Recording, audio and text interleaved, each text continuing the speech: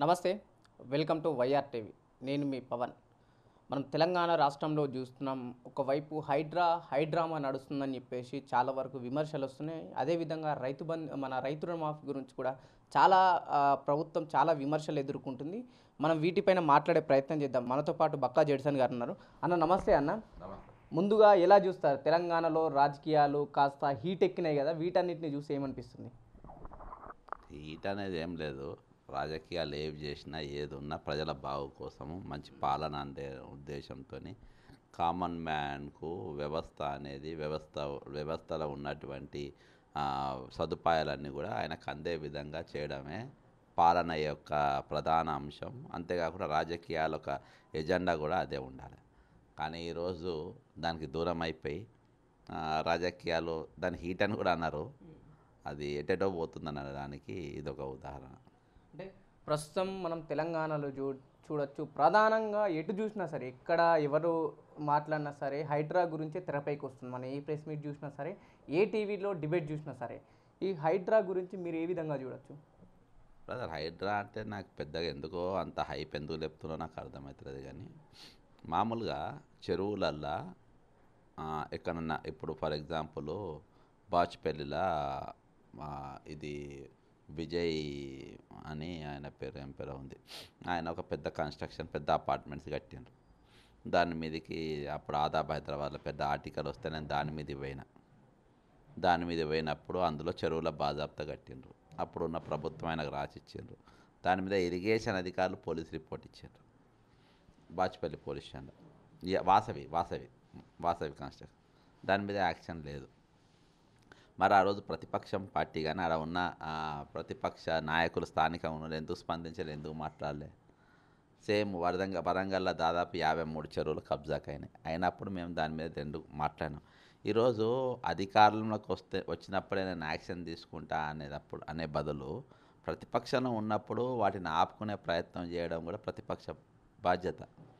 ఈరోజు సరే ఏది జరిగినా కానీ ఈరోజు చెరువులల్లా కన్స్ట్రక్షన్ జరిగేదనేది ఎఫ్టీఐల్లో కానీ లేకుంటే ప్రభుత్వ భూములలో కానీ కన్స్ట్రక్షన్ జరిగినది అది చట్ట వ్యతిరేకం. అది కూలగొట్టాల్సిందే. దానికి వాళ్ళ డ్యూటీ వాళ్ళు చేస్తుండ్రు.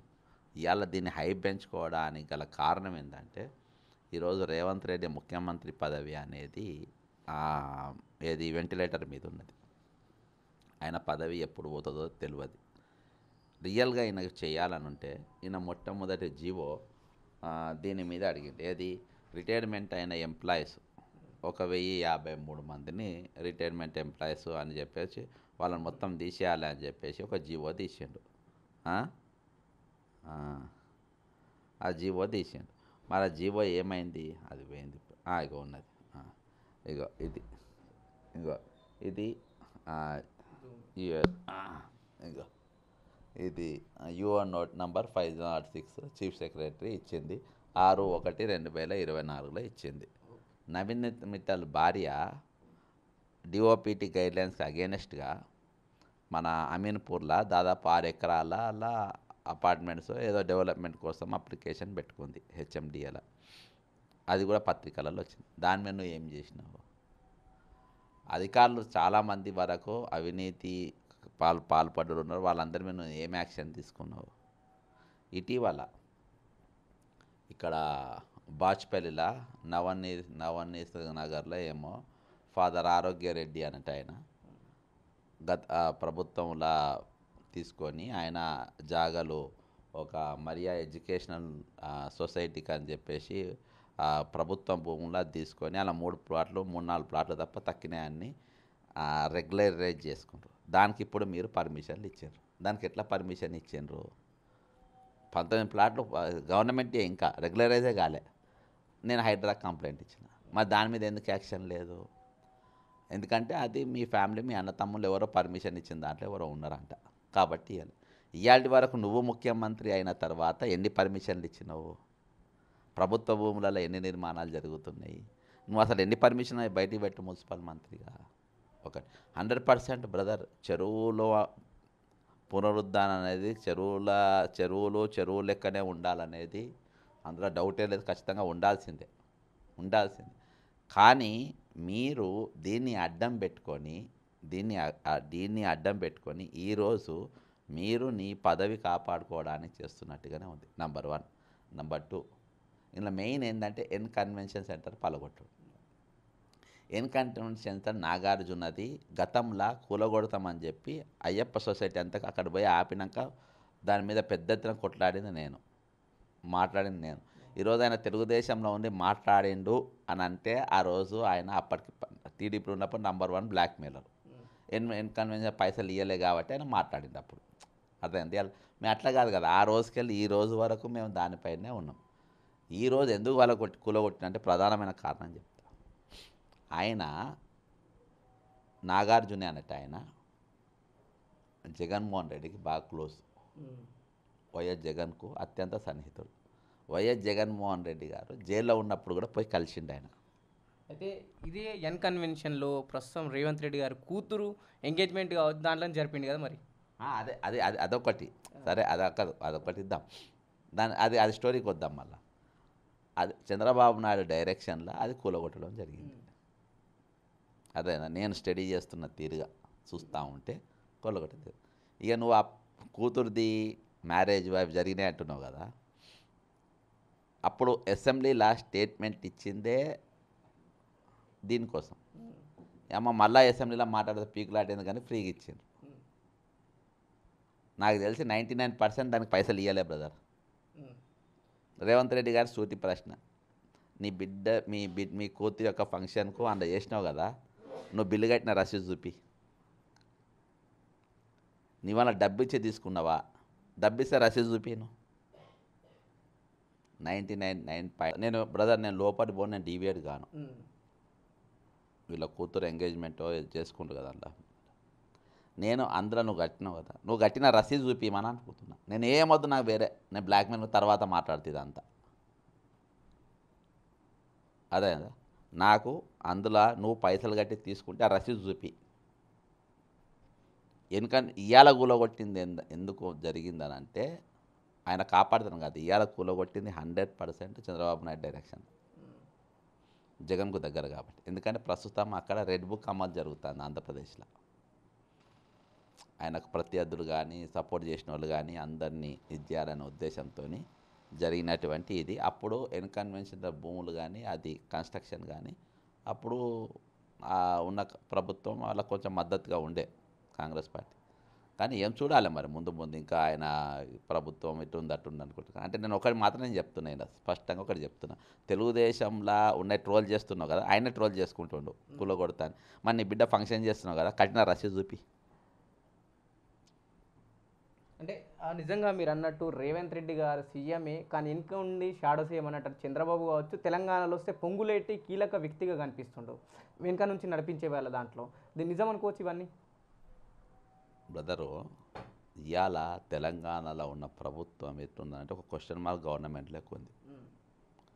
పొంగిలేటి అయినా ముఖ్యమంత్రి అయినా వీళ్ళందరూ కూడా ఇవాళ నా తర్వాత పార్టీలకు వచ్చిన వాళ్ళే. సరే పదవులు గిదవులు వస్తే రావచ్చు, కానీ కాంగ్రెస్ పార్టీయే ఎథిక్స్ కోల్పోయింది జాతీయ స్థాయిలో ఎథిక్స్. అందుకని నేను నా సస్పెన్షన్ ఎత్తేయమని చెప్పి నేనేమో వెంపర్లాడితే నేను P1కు ఖైదం కూడా పెట్టాలి, ఒక SMS కూడా పెట్టాలి ఎవరికి, లిఫ్ట్ మై సస్పెన్షన్ అని. కానీ నేను తప్పు చేయనప్పుడు నాకేమో ఎథిక్స్ నీకు లేవు. ఎథిక్స్ నీకు లేకుండా ఎథిక్స్ ఉన్న పర్సన్ దూరం చేసుకుని నువ్వు మౌనంగా ఉన్నా అంటే నీ ఎథిక్స్ నువ్వు కోల్పోయావు Congress party. Who is Ponguleti Srinivasa Reddy Congress పార్టీలో? నువ్వు రెవెన్యూ శాఖ ఎట్లా ఇస్తావు ఆయనకు? రేవంత్ రెడ్డి అనేటానికి ఏ విధంగా మీరు ముఖ్యమంత్రి ఇచ్చారు? ఇవాళ ఢిల్లీలో నాకున్న ఫీడ్బ్యాక్, నాకున్న సమాచారం ఏంటంటే ఈయన 6 పథకాలు అట్టర్ ఫ్లాప్ అయినాయన్న ఒకటి. సెకండ్, బీఆర్ఎస్కి వెళ్ళి ఎమ్మెల్యేలను తెచ్చుకోవడం ఏఐసీసీ తప్పు పట్టింది, ముఖ్యంగా రాహుల్ గాంధీ తప్పు పట్టిండు. ఆ పార్టీలో గెలిచిన మనం తెచ్చుకున్నాడు. నిన్నదాకా మనం దాని గురించి మాట్లాడినాం. అదే తప్పు మనం ఎట్లా చేస్తాం అనేది తప్పు పట్టి ఎట్లన్నా చేసి నా పదవి పోయేటట్టుగా ఉందని చెప్పేసి ఈరోజు ఆపరేషన్ హైడ్రా అనేది నడుస్తుంది. అంటే హైడ్రా కూడా చాలామంది పొలిటీషియన్ పక్కన పెట్టి కొందరు సామాన్యుల మీద పడడం, మెయిన్గా పొంగులేటి ఫామ్ హౌస్ ఇడిచిపెట్టిండు, అటు సంధ్యా కన్వెన్షన్ ఇడిచిపెట్టిండు.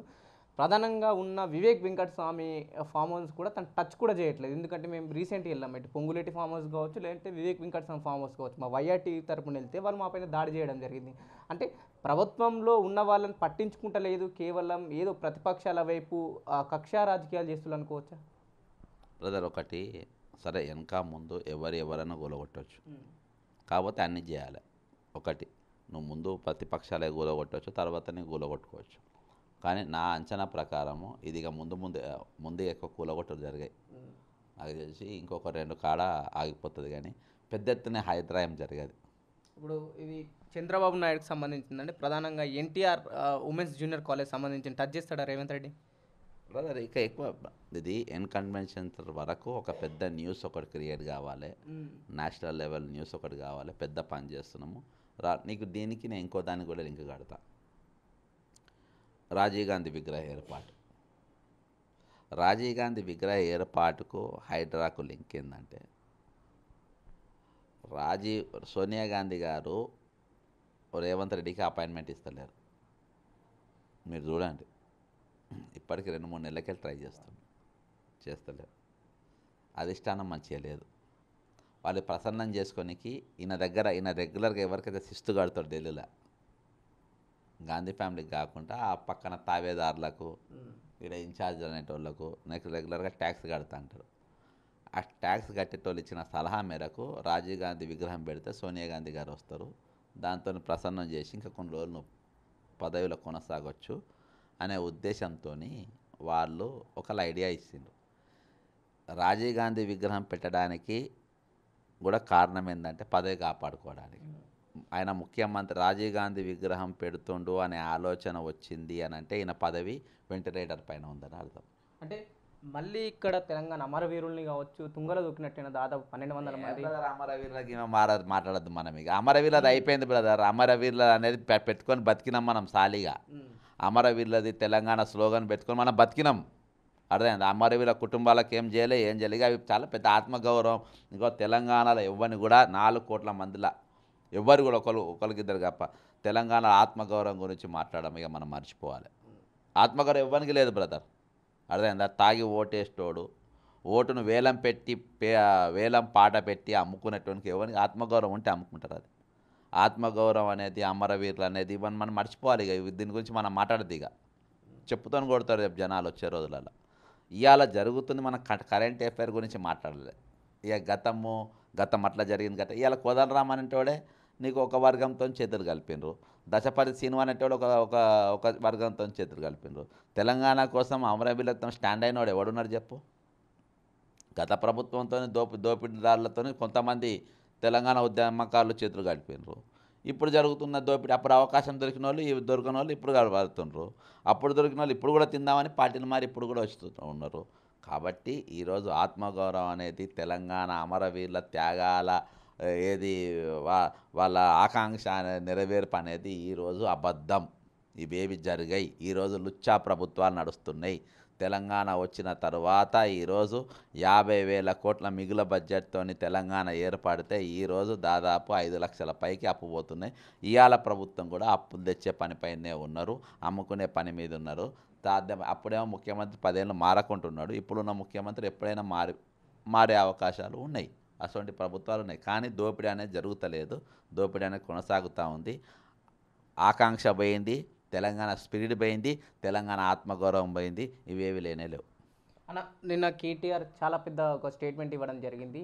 కర్ణాటకలో వాల్మీకి స్కామ్ని పక్కదో పట్టించడానికి తెలంగాణలో హైడ్రా అనే ఒక పదాన్ని తీసుకొచ్చి చాలా వరకు హైప్ చేస్తున్నారు అని చెప్పేసి నిన్న కేటీఆర్ చాలా వరకు పెద్ద స్టేట్మెంట్ ఇచ్చారు. దీన్ని ఎలా చూడొచ్చు? ఈరోజు హైడ్రా అనేది ఒక పెద్ద నేషనల్ లెవెల్లో ఈయన నాగార్జున అనేట ఆయన ఒక పెద్ద ఫిగర్. ఆయన ఒక ఫిగరు. ఆయనను కొడితే నేషనల్ వేరే వాళ్ళని కొడితే ఎందుకు వస్తుంది చెప్పు? మై హోమ్స్ని కొడితే రాదు, మై హోమ్స్ని కొట్టాడు. బ్రదర్ దమ్ముంటే బ్రదర్ నేను ఛాలెంజ్ చేస్తున్నా. మై హోమ్స్ పైన కేటీఆర్ మన రేవంత్ రెడ్డి స్టేట్మెంట్ ఇచ్చింది కదా, మై హోమ్స్ రామేశ్వరరావు అంటోడు ఏది చెరువులల్లా కట్టిండు, ప్రభుత్వ భూములల్లో కట్టిండని చెప్పింది కదా, ముఖ్యమంత్రి అయినావు కదా, కులగొట్టు దమ్ముంటే. న్యూస్ వస్తలేదు కదా. అర్థమైందా? మంత్రి మాల్ పైన నువ్వు ఇచ్చినావు కదా, మంత్రి మాల్ ఎలా కట్టింది ఇప్పుడు? నిబంధనల వ్యతిరేకంగా నువ్వు స్టేట్మెంట్ ఇచ్చినావు, నువ్వు గులగొట్టు దమ్ముంటే. ఇవాళ నాగార్జునదే ఎందుకనంటే, నాగార్జునది గులగొడితే నేషనల్ న్యూస్ కోసమే, నేషనల్ వార్త కోసమే. ఇవాళ నువ్వు ఏ పత్రిక చూసినా ఫస్ట్ న్యూస్లో అదే మాట్లాడుకున్నాడు. అర్థమైందా? మావాడు పెద్ద పని చేయబోతుంది, చాలా పెద్దగా పని చేస్తున్న ఒక డైనామిక్ చీఫ్ మినిస్టర్గా మారిండని చెప్పేసి ఢిల్లీ వాళ్ళు అనుకోవాలని చెప్పేసి ఒకటి ఇంతకు మించి ఏం లేదు. యూ షుడ్ నాట్ ఇది ఎడిట్ చేయరు, దయచేసి నేను చెప్తున్నా. కేటీఆర్ కూడా చూడాలి, అర్థమైందా? డైరెక్ట్ చెప్తున్నా. ఒక నేషనల్ ఫిగరు నాగార్జున, ఆయన బలగొడితే సెంట్రల్ న్యూస్ అవుతుంది. సోనియా గాంధీ గారు, రాహుల్ గాంధీ గారు, ప్రియాంక గాంధీ గారు మావాడు పెద్ద పని చేస్తుంది, ఇంత పెద్దోని కూలగొట్టిందని చెప్పి వాళ్ళు అనుకొని నా పదవి కొనసాగించాలి. Only to protect chief minister chair, only to protect chief minister chair Rajiv Gandhi statue పెడతారు. ఈ రెండు కూడా వాస్తవాలు, అర్థమైందా? ఈ రెండు కూడా వాస్తవాలు. దీనికి మించి దీనికి సంబంధం లేదు. ఈరోజు నాగార్జున కొట్టుట్ల ఒకటి పేరు, మూడు విధాల లాభాలు చూసుకున్నారు రేవంత్ రెడ్డి అంటే. ఒకటి, రేవంత్ రెడ్డి నా ప్రతి వీడియో చూస్తాడు, అర్థమైందా? ఏ వీడియో ఏ ఛానల్ అన్నా చూడు. నంబర్ 1, ఏదైతే హైడ్రా అనేది ముగిసిపోయింది అని అనుకొని లావాదేవీలకు రానటువంటి వ్యక్తులకు ఈరోజు మార్కెట్ పెరిగింది. నంబర్ 1, ఎవడెవడైతే అక్రమంగా కట్టిండో ఇంకా బుడ్డోళ్ళు వాళ్ళందరూ ఈరోజు వచ్చేస్తారు, అదేందా? సెటిల్మెంట్ ఆల్రెడీ కావచ్చు. మొన్నటిదాకా జర ఒక చిన్న గులగొట్టింది కదా, పట్టించుకోలే. ఎందుకంటే రేపు నాది కన్వెన్షన్ సెంటర్ నాగార్జున గలగొట్టిందంటే నాది ఖచ్చితంగా బలగొడతారు అని వచ్చేసింది. ఆల్రెడీ మార్కెట్ వాళ్ళ బ్రదర్స్ దిగి ఉంటారు, అర్థమైందా? వాళ్ళ బ్రదర్స్ ఆల్రెడీ దిగి మార్కెటింగ్ స్టార్ట్ చేస్తారు. అది ఫాస్ట్ కేసులు అలా. నంబర్ 1 మొదటి లాభం. రెండో లాభం చంద్రబాబు దగ్గర మెప్పు, ప్లస్ జగన్కు కొంచెం ఇబ్బంది కలిగించే పని కాబట్టి అక్కడ వాళ్ళు హ్యాపీ అవుతారు, పాత తెలుగుదేశం. రెండో పాయింట్. మూడవది, ఈయన నేషనల్ లెవెల్ స్టార్ కాబట్టి ఏఐసిసిలో కోల్పోయిన ఈయనది ఏదైతే నమ్మకాన్ని, విశ్వాస్యత కోల్పోయిండో దాన్ని కాపాడుకునే పని చేయాలంటే నాగార్జున అంటే ఈ రోజు అన్ని నేషనల్ పేపర్స్లో కూడా వచ్చినాయి, నేషనల్ న్యూస్లలో నాగార్జున. అది సోనియా గాంధీ, రాహుల్ గాంధీ వాళ్ళకు రీచ్ కావాలనేది నా టార్గెట్. మేము వాస్తవానికి ఎవరిది గులగొట్టారు, తర్వాత బుడ్డోళ్ళే ఉంటాయి కానీ తక్కినంత సెటిల్మెంట్ అని నడుస్తుంది, ఓకేనా? ఈ రెండు. దీనికి ఈయన పదవి కాపాడుకొని పైసలు వచ్చినాయి, సెటిల్మెంట్ అయింది, టీడీపీ చంద్రబాబు గురు హ్యాపీ, ఏఐసిసి అనే దాన్ని దృష్టి వాళ్ళు ఏమవుతారో తెలియదు. నెక్స్ట్ ఈ సందర్భంగా నెక్స్ట్ ఏం చెప్తానంటే రాజీవ్ గాంధీ విగ్రహానికి ఇమీడియట్గా పెడతాడు. ఈ రెండింటితోనే పదవి కాపాడుకునే పని మీద ఉంటాడు. సరే అన్న, మీరు ఏదైతే ప్రతిసారి అంటే ఎక్కడ చూసినా చాలా వరకు రేవంత్ రెడ్డి వచ్చిందంటే చంద్రబాబు అని ఒక ప్రస్తావన వస్తుంది. అంటే ప్రస్తుతం తెలంగాణ వేరే స్టేట్, ఆంధ్రప్రదేశ్ వేరే స్టేట్, దీంట్లో ఒక ప్రభుత్వం, దాంట్లో ఒక ప్రభుత్వం ఉంది. కాంగ్రెస్ ప్రభుత్వం ఇండియా కూటమికి సంబంధించింది, ప్రస్తుతం తెలుగుదేశం పార్టీ ఎన్డీఏ కూటమికి సంబంధించింది. సో వీటికి లింక్ ఎక్కడి నుంచి వస్తుందని అంటే ఎటు చూసినా వేరే కనిపిస్తున్నాయి మనకు. ఈరోజు ఇంకో పెద్ద వార్త ఎవరు గమనిస్తారు, ఇది కేటీఆర్ మాట్లాడాల్సిన సబ్జెక్ట్ ఇది. అంటే నేను వాళ్ళు ఎట్లా ఆలోచన ఉంటుందో చూడు. ఆయన కర్ణాటకకు దీనికి పంపుతుండ్రు. నేను ఇంకో వార్త ఇప్పుడు నేను చదువుతా డైవర్షన్కు. ఇది కూడా ఏబిఎన్ స్క్రోలింగ్ది. తెలంగాణ నుంచి ఏపీకి 2400 కోట్ల నిధులు జమ. ఏపీకి 2400 కోట్లను తెలంగాణ అప్పు కింద జమ చేసిన కేంద్రం. ఉమ్మడి ఆంధ్రప్రదేశ్ నాటి బకాయిల సంబంధించి తెలంగాణ చెల్లించాల్సిన అప్పును కూడా ఏపీ కడుతున్న పరిస్థితి. ఏపీకి చెల్లాల్సిన అప్పును తిరిగి ఏపీకి జమ చేసిన కేంద్రం. అదేందా 2400 కోట్లు కట్టనికి ఎట్లా అనుమతి ఇచ్చిండ్రు గత 10 నువ్వు బకాయి ఉన్నావు, అవి చర్చలు జరగాలి, ఇంకా మనకేం రావాలి, వాళ్ళకేం పోవాలి అనేది అన్ని చర్చ జరగాల్సిన అవసరం ఉన్నది. ఈరోజు పోలవరంకు జాతీయ హోదా ఇచ్చినావు, అదేనా? కాళేశ్వరంకు మనం గతంలో జాతీయ హోదా అడగలేదు. ఇప్పుడు జాతీయ హోదా కనీసం ఇప్పుడైనా ఈయన తేవాల్సిన పరిస్థితి. ఇవన్నీ చర్చలు అయిన తర్వాతనే 2400 కోట్లు నేను ఇచ్చే ఆలోచన మనం చేద్దాం. నువ్వు ఒక రాష్ట్రానికి నువ్వు 2400 కోట్ల రూపాయలు ఇయ్యనికి సంతకం పెడుతున్నావు అంటే నువ్వు ప్రధాన ప్రతిపక్షాలతో కానీ అఖిలపక్ష కమిటీ మీటింగ్ పెట్టినావా? నువ్వు ఏపీకి ఈ ప్రధానమైన పత్రికలలో ఎందుకు ఫ్రంట్ పేజ్ ఐటమ్స్ ఎందుకు రాలేదు? ఇది చంద్రబాబు నాయుడుకు నువ్వు ఇయ్యనికి ఎందుకు ఒప్పుకున్నావు? 2400 కోట్లు అప్పుడే అర్థమైందా? ఇంకా తేలాల్సిన పంచాలు చాలా ఉన్నాయి కదా, నువ్వు ఎందుకు ఇచ్చినావు? ముందు పడి ఎవడేమన్నాడు? దీని మీద చర్చ ఎందుకు లేదు? ఆంధ్ర ఛానళ్ళ చర్చకు ఎందుకు వస్తలేదు? కేంద్రం ఎట్లా ఇమీడియట్గా అట్లా ఇచ్చింది. దీని మీద కిషన్ రెడ్డి వీళ్ళు మాట్లాడలే బీజేపీ వాళ్ళు. నువ్వెట్లు ఇచ్చినావు? ముఖ్యమంత్రి అంతా ఎట్లు ఒప్పుకున్నాడు చెప్పు భయ్, ఎట్లు ఒప్పుకున్నావు నువ్వు? అర్థమైందా? ఇవేవి కూడా చర్చకు వస్తలేవు పవన్, ఇవేవి కూడా చర్చకు వస్తలేవు. ఇది కరెక్ట్ అనిపిస్తుందా నీకు? నీ దృష్టికి వచ్చి నీకు తెలుసు అసలు 2400 కోట్ల రూపాయలు ఏపీకి పోయినాయని 3 రోజుల కింద. పెద్ద పాట న్యూస్ కాదు, చిన్న నేను తీసి పెట్టుకున్నవి. అర్థమైందా? ఇవి అన్నీ నీవు ఇవాళ తెలంగాణ అప్పుల పాలై ఉంటుంది, తెలంగాణ నష్టాల ఊబిలో తెలంగాణ ఉంటుంది, పథకాలు అమలు చేయలేని పరిస్థితిలో ఉంటుంది. ఇటువంటి పరిస్థితుల్లో కేంద్రంకి వెళ్ళి రావాల్సిన నిధులు నువ్వు రాబట్టుకునేది పోయి, నా అప్పు ఉంటే నేను తర్వాత కట్టుకుంటా, నువ్వు నా పైసలు అక్కడ పంపని వీల్లేదని నువ్వు ఆపే బదులుపోయి నువ్వు పంపమని చెప్పి నువ్వు ఎట్లా చెప్పినావు చెప్పు. ఈరోజు అఖిలపక్ష మీటింగ్ లేకుండా తెలంగాణ నిధులు ఆంధ్రకు ఇవ్వడం అనేది 100% తప్పు. దీనిపైన ఏ ప్రతిపక్షాలు కూడా మాట్లాడతలేవు. అర్థమైందా? అందుకనే చంద్రబాబు నాయుడు డైరెక్షన్ నడుస్తుంది. ఇవాళ క్యాపిటల్ హైదరాబాద్ కాదు, తెలంగాణ క్యాపిటల్ అమరావతి. ఇవాళ అమరావతి డైరెక్షన్లో నాగార్జునది ఎన్కన్వెన్షన్ కూలింది. రైట్ అన్న, ఇవన్నీ ఒకవైపు ఉంటే 6 గ్యారెంటీలను అయితే కాంగ్రెస్ ప్రచారంలో ఉన్నప్పుడు చాలా వరకు బలంగా తీసుకెళ్ళింది ప్రజల్లోకి. ప్రజలు కూడా దాంతో మేము లాభపడతామని చెప్పేసి కాంగ్రెస్ని అధికారంలోకి తీసుకొచ్చింది. కానీ ఇప్పుడు ఎటు చూసినా 6 గ్యారెంటీలని ఒక ఊసే లేదు. దీన్ని ఎలా చూడొచ్చు? బ్రదరు, మొన్న కొంతమందికి రుణమాఫీ కొంతమంది వరకు జరిగింది, నెంబర్ 1, అది వాస్తవం. రెండవది, ఒక బస్సు ఫ్రీ బస్సు, ఉచిత బస్సు తప్ప అన్నీ ఫెయిలే. ఉచిత బస్సు కూడా నువ్వు కొత్త బస్సులు ఏమి వేయలే.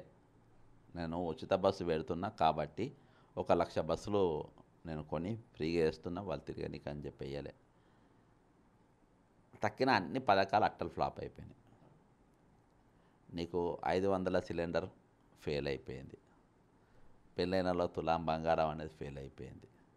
100 రోజులల్లా నువ్వు ఏది 20,000 డిఎస్సి పోస్టులు మేనిఫెస్టో అది ఫెయిల్ అయిపోయింది. నీ 2 లక్షల ఖాళీల ఉద్యోగాల భర్తీ అది ఫెయిల్ అయిపోయింది. ఈరోజు నువ్వు అడుగున ఫెయిల్ అయిపోయినావు. నీవు గతంలో జరిగిన స్కాములు బయట పెట్టడంలో శిక్షించడం ఫెయిల్ అయిపోయినావు. ఈరోజు ఫోన్ ట్యాపింగ్ అన్నావు, అర్థమైందా? ఫోన్ ట్యాపింగ్లా విద్యాసాగర్ రెడ్డి అనేటోడు 4 లక్షల సిమ్లు కొనడని చెప్పి నీకు నేను కంప్లైంట్ ఇచ్చిన, సిపి కూడా ఇచ్చిన. ఇయాటి వరకు నీవు ఆయన వేణుప్రసాద్ అనేటోడుకు ఇయాటి వరకు ఎందుకు యాక్షన్ తీసుకోలే? ఆ విద్యాసాగర్ రెడ్డి అనేటోని తమ్ముడిని తీసుకొచ్చి నీ దగ్గర చంద్రశేఖర్ రెడ్డిని దగ్గర అడ్వైజర్గా పెట్టుకున్నావు, సెక్రటరీగా పెట్టుకున్నావు. వేణుప్రసాద్ అనేటోనికి 3 పోస్టులు ఇచ్చినావు. ఇప్పుడు నువ్వు అర్థం, టీ హబ్ ఆంధ్ర ఆమెకి ఇచ్చిండు, అర్థమైందా? కాబట్టి నీకు 6 పథకాలు కాదు, అన్నిట్లలో టోటల్గా ఫస్ట్ ఫెయిల్ అయిందే 6 గ్యారెంటీలు, అర్థమైందా? ఆయన అసలు దేనికి లింక్ లేకుండా పాలన చేసుకుంటూ పోతుండు. ఈరోజు పరిపాలన గాడి తప్పింది. నీకు సెక్రటరియట్ నీ స్ట్రక్చర్ లేదు, నీకు అనుభవం లేదు. పిల్లల మొన్న అమెరికాకు పోయినావు, అర్థమైందా? ఇట్లా 6 పథకాలు పెట్టినా నాకు మీ దగ్గరికి వెళ్ళి నాకు మద్దతు కావాలి అని చెప్పి ఎవరన్నా కోరినావా? నువ్వు ఎవరన్నా అడిగినావా? సలహాలు తీసుకున్నావా? నువ్వు ఎంతమంది సీఓ, ఏ కంపెనీ సీఓలను రాసినావు పేర్లు బయట పెట్టమను. తిరుపతి రెడ్డి అదే వద్దబ్బా, నేను అదే నీవు ముఖ్యమంత్రిగా అమెరికాకు పోయి ఎంతమంది సీఈఓలను కలిసినావు, కంపెనీ సీఈఓలను కలిసినావు, ఎంతమంది కంపెనీ హెడ్స్ కలిసినావు, ఎంతమంది గవర్నర్స్ కలిసినావు, ఎంతమంది సెనేటర్లను కలిసినావు, బయట పెట్టు. ఒక్కడ అపాయింట్మెంట్ ఇవ్వాలి, ఒక్కని దగ్గర కూర్చొని నువ్వు మాట్లాడాలి. అది వేరే, నువ్వు వాళ్ళ తమ్ముంది అదంతా డిఫరెంట్. నేను ఒక సీఎంగా అధికార పర్యటనలో నువ్వు సాధించిన విజయాలు ఎందుకు చెప్పు? 6 గ్యారెంటీలు ఫెయిలు, నీ పరిపాలన ఫెయిలు, నిరుద్యోగులకు ఇచ్చిన మాట ఫెయిలు. ఈరోజు నీ కార్యకర్తలు నీ మనుషులు నువ్వు ఏదైనా పథకం చేస్తే వాళ్ళు పాలతోని ఫోటోలు కడుగుతున్నారు, కానీ కామన్ మ్యాన్ ఎలా కడుగుతున్నారు? ఎంతమంది రైతులు పాలతోని ఫోటోలు కడిగింది చెప్పబ్బా? కడిగింది ఎవడన్నా? ఎవడు కలరు, నువ్వే చెప్పుకుంటున్నావు. ఇవాళ ఎన్నికలు నీకు అంత మంచి ముఖ్యమంత్రి అయితే పంచాయతీ ఎన్నికలు ఇప్పుడే పెట్టి మీరు జనవరి జరగాల్సిన ఎన్నికలు ఇవాళ దాకా నువ్వు ఎందుకు పెట్టలే? ఇప్పుడు పెట్టి చూడు రేపు రిజల్ట్ ఎట్లుంటుందో. కాబట్టి is a total cultureless CM. Culture లేనోడు, డిసిప్లిన్ లేనోడు, ఏది వస్తే అది చేసుకుంటూ పోయేటోడు. చెరువులలో కట్టిన నిర్మాణాలు కూలగొట్టడం అనేది మాత్రం అది 100% హర్షించదు. ఇది కొనసాగాలి. ఎన్కన్వెన్షన్స్తోనే ఆగిపోతుంది, ఆగిపోకూడదు. ఈరోజు పెద్ద పెద్దవి ఉన్నాయి, అవన్నీ తీసుకోవాలి. నేను చెప్తున్న వాసవిది కూడా నువ్వు తీసుకోవాలి. బాజ్పేయిలో ఉన్న వాసవిది కూడా నువ్వు తీసుకోవాలి. అంటే రెండు ప్రధాన అంశాలు అయితే తెరపైకి వస్తున్నాయని, ఒకవైపు ఎన్టీఆర్ కాలేజ్ కావచ్చు, మరోవైపు ఓవైసీ ఫాతిమా కాలేజ్ కావచ్చు. ఈ రెండింటిని టచ్ చేసే దమ్ముందంటారు మన రేవంత్ రెడ్డి గారికి?